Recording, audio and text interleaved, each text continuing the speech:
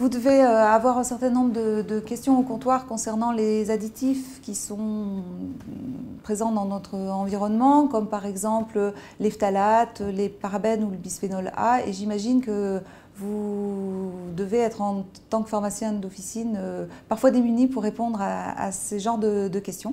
Donc je vais essayer d'y apporter quelques éclaircissements. Nous sommes tous exposés via notre environnement quotidien à de nombreux composés chimiques. Certains d'entre eux sont suspectés de présenter des risques pour la santé, notamment d'être des perturbateurs endocriniens, voire même pour certains d'entraîner des risques cancérogènes. Alors qu'en est-il réellement de ces risques pour la santé? Sont-ils réels? Il est très difficile de répondre par oui ou non à cette question puisque la recherche n'est pas figée et que les connaissances évoluent chaque jour. Par exemple, un produit qui pourra se révéler toxique alors que jusque-là cette toxicité n'était pas reconnue. Et puis par contre, un produit pour lequel on avait des craintes parce qu'il révélait une toxicité chez l'animal pourra se révéler non toxique chez l'homme. Prenons l'exemple des parabènes, qui sont des conservateurs utilisés en cosmétologie, qui ont fait la une de l'actualité. Ils ont été suspectés d'entraîner des risques de cancer du sein via les déodorants. Il s'avère que ces résultats étaient issus d'études scientifiques qui se sont révélées présenter un certain nombre de biais méthodologiques par la suite. Un rapport d'experts a été édité sur le sujet, confirmant l'absence de lien de cause à effet entre les parabènes et le risque de cancer du sein. Donc à l'heure actuelle, on peut considérer que les produits cosmétologiques contenant des parabènes ne présentent pas de risque pour la santé humaine. Il est certain que vous êtes confronté au comptoir à des demandes de produits sans parabènes, puisque le risque de toxicité de ces parabènes a été gravé dans la mémoire collective et c'est parfois difficile de persuader du contraire. Cependant, vous devez essayer de le faire et si on insiste sur le fait de prendre des produits sans parabènes, vous devez être capable d'expliquer aux gens que d'autres conservateurs ont pu être intégrés dans ces formulations et que parfois ils peuvent présenter aussi des risques comme des risques allergiques via les huiles essentielles. Quant au bisphénol A, il a fait, lui, la une de l'actualité avec le problème des biberons. Alors là, la problématique n'est pas tout à fait la même, puisque autant les parabènes, et ça on l'oublie souvent, sont d'origine naturelle, autant le bisphénol A, lui, c'est un composé purement chimique qui a été synthétisé au départ pour ses propriétés œstrogénomimétiques et il a une structure très très proche du diéthylstilbestrol qui a fait beaucoup parler de lui il y a quelques années. Il est certain que ce produit présente une réelle toxicité qui a été démontrée chez l'animal.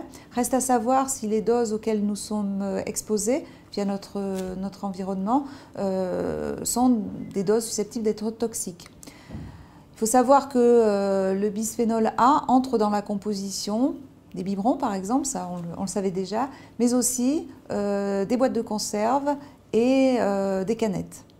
Depuis, la FDA a soumis un rapport sur le relargage du bisphénol A à partir des emballages alimentaires et de ce fait, l'AFSA a souhaité réouvrir le dossier en considérant le problème du bisphénol A de façon globale.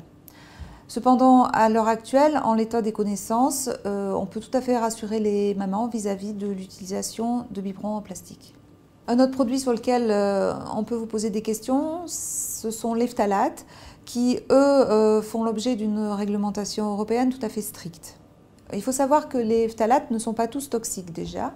Ceux qui le sont en tout cas subissent une réglementation très stricte en Europe avec une interdiction dans les jouets pour les enfants de moins de 3 ans, avec une interdiction dans les articles de puériculture, les emballages alimentaires et les produits de cosmétologie. Ou en tout cas, s'il n'y a pas d'interdiction stricte, il y a en tout cas des limites de dose.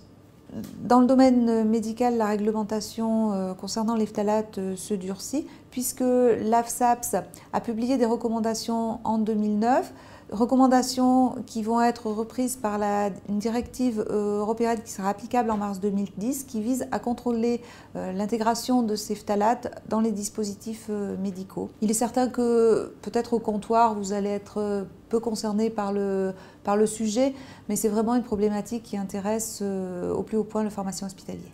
En tout cas, je voudrais insister sur un élément pour terminer, c'est qu'on est très souvent suspicieux à l'égard de ces composés chimiques du fait de leur risque toxique potentiel, et on a tendance à vouloir, sous couvert du principe de précaution, les supprimer, les remplacer par d'autres composés.